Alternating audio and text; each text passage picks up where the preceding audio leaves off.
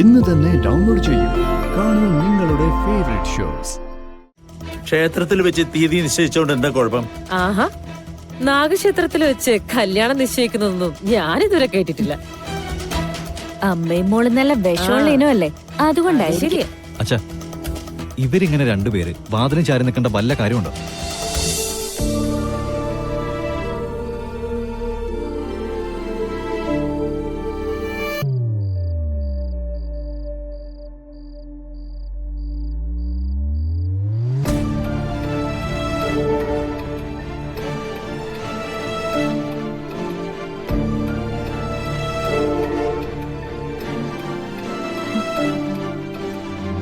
അതെന്താ ദുബായ് മാമനെ അമ്മ ഇറക്കി വിട്ടത്? ഇവര് തമ്മിൽ എന്തെങ്കിലും പ്രശ്നമുണ്ടായോ? ഒന്ന് ചോദിച്ചേക്കാം.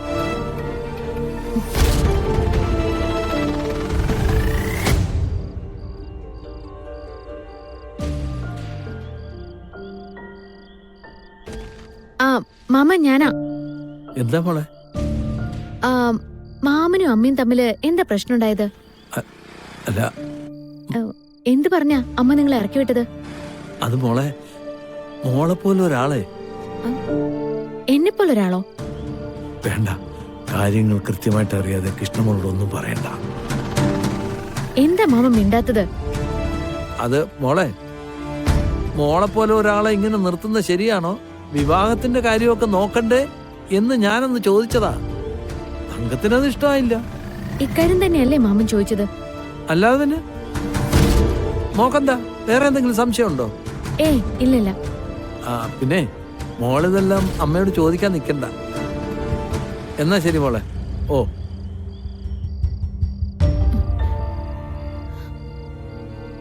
എന്തായാലും ദുബായ് മാമൻ അമ്മയോട് ചോദിച്ചത് എന്റെ വിവാഹക്കാരുമല്ല. എന്തോ ഒരു പ്രശ്നമുണ്ടല്ലോ. ആ, അമ്മ എന്തായാലും എന്നോട് പറയുമായിരിക്കും.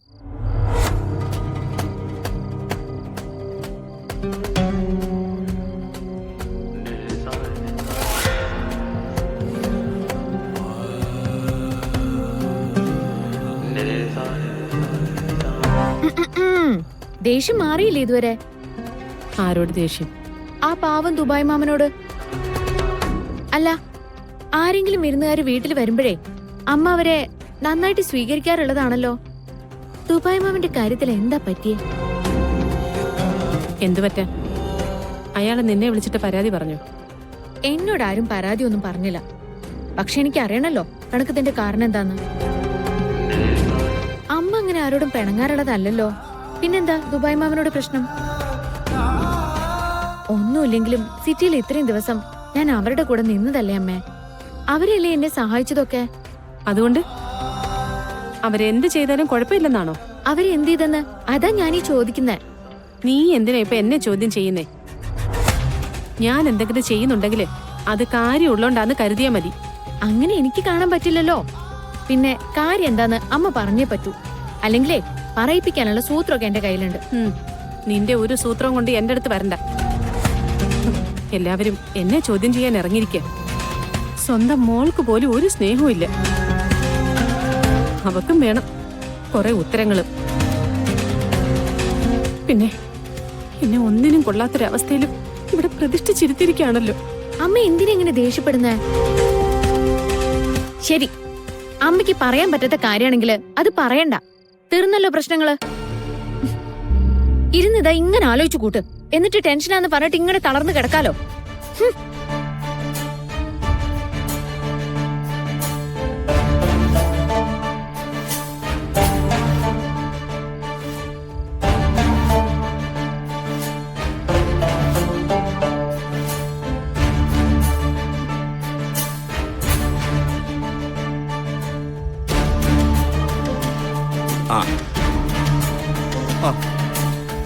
ആരെയും വിളിച്ച് ബുദ്ധിമുട്ടേണ്ടി വന്നില്ല.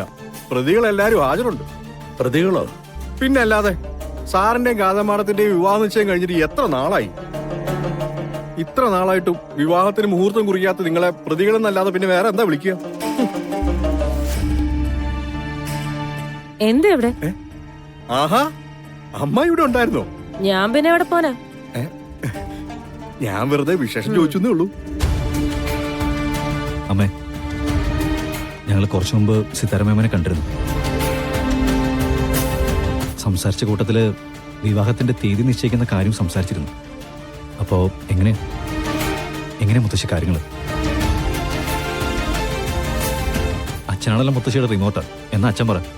ഇത്തരം കാര്യങ്ങളിൽ അമ്മയുടെ അഭിപ്രായം എന്താണോ അതനുസരിച്ച് മുമ്പോട്ട് പോവാം. പക്ഷെ മുന്നോട്ട് പോണം. ഈ ഇടേ തങ്ങിയുള്ള നിപ്പേ ഭയങ്കര ബോറാ. അമ്മേ, അങ്ങനെയാണെങ്കിൽ സിതാരെ പോയി കണ്ട് നമുക്കൊരു മുഹൂർത്തം എടുക്കാം. അത്രയല്ലേ ഉള്ളൂ. അതെ, അത്രയുള്ളൂ. നവീൻ, വിവാഹത്തിന് തീയതി നിശ്ചയിക്കുന്നത് ഏതെങ്കിലും ഒരു നാഗക്ഷേത്രത്തിൽ വെച്ചു മതി. നാഗക്ഷേത്രത്തിലോ? ആന്തിനാ മുത്തശ്ശി? മുത്തശ്ശി പറയുന്ന അനുസരിച്ചാ മതി. ക്ഷേത്രത്തിൽ വെച്ച് തീയതി നിശ്ചയിച്ചോണ്ട് എന്താ കുഴപ്പം? ആഹാ, നാഗക്ഷേത്രത്തിൽ വെച്ച് കല്യാണം നിശ്ചയിക്കുന്നതൊന്നും ഞാനിതുവരെ കേട്ടിട്ടില്ല. അമ്മയും മോളും നല്ല വിഷമുള്ള ഇനമല്ലേ, അതുകൊണ്ടായിരിക്കും. അച്ഛാ, ഇവരിങ്ങനെ രണ്ടുപേര് വാതിലും ചാരി നിൽക്കേണ്ട വല്ല കാര്യമുണ്ടോ? അല്ലെങ്കിലും നമ്മൾ പറയുന്ന കാര്യത്തിന് തടസ്സമൊന്നും വരാനില്ലല്ലോ. തടസ്സമൊന്നുമില്ല. പക്ഷേ ഈ വീട്ടിലെ എല്ലാ കാര്യങ്ങൾക്കും എന്തെങ്കിലും ഒരു തടസ്സം ഉണ്ടാക്കിയേ പറ്റൂന്ന് നിന്റെ അമ്മായിക്ക് നിർബന്ധമുണ്ട്. നിർമ്മലേ, പറഞ്ഞത് നിനക്ക് മനസ്സിലായെന്നായി എനിക്ക് തോന്നുന്നത്.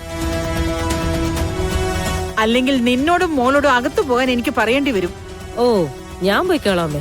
ഇനിയിപ്പൊ എന്നെ കണ്ടിട്ട് നല്ല കാര്യങ്ങളൊന്നും നടക്കാതിരിക്കണ്ട. നീ മടി. എന്നാ കുടുംബത്തിലെ ഏതെങ്കിലും ഒരു കാര്യത്തിന് തീരുമാനം എടുക്കുമ്പോ നിർമ്മല ഒരു ചിരിച്ച മുഖമായിട്ട് നിൽക്കുക, അതുമില്ല. അങ്ങനത്തെ പ്രതീക്ഷകളൊന്നും മനസ്സിൽ സൂക്ഷിക്കണ്ട, നടക്കില്ല. അച്ഛാ, വിവാഹം നിശ്ചയിക്കുന്ന ദിവസം ഞാൻ സിതാരമേമനും ഗാഥയ്ക്കും ഒരു വലിയ സർപ്രൈസ് ഒരുക്കുന്നുണ്ട്. അതെന്താ?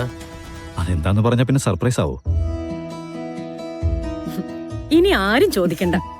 ഒരു കാര്യത്തില് അവൻ ലോക്കിട്ട് കഴിഞ്ഞാ പിന്നെ ചോദ്യങ്ങളും കൊണ്ട് അവന്റെ പുറകെ പോയിട്ട് ഒരു കാര്യമില്ല. നന്ദ, അമ്പലങ്ങളിലൊക്കെ വഴിപാട് കഴിക്കണം. ഒരെണ്ണം പോലും വിട്ടുപോകരുത്. എന്റെ മുത്തശ്ശി, നിശ്ചയം കഴിഞ്ഞ് ഇൻവിറ്റേഷൻ കാർഡ് അടിക്കുമ്പോൾ പറയേണ്ട കാര്യങ്ങളാണ് മുത്തശ്ശി ഇപ്പൊ പറഞ്ഞോണ്ടിരിക്കുന്നത്. ഒരുപാട് പൂജയും കോലാഹലങ്ങളൊന്നും വേണ്ട. പരമാവധി ഒരു സിമ്പിൾ ചടങ്ങ്. അത് മതി. ആഡംബരങ്ങളൊക്കെ നമുക്ക് വിവാഹത്തിലാക്കാം.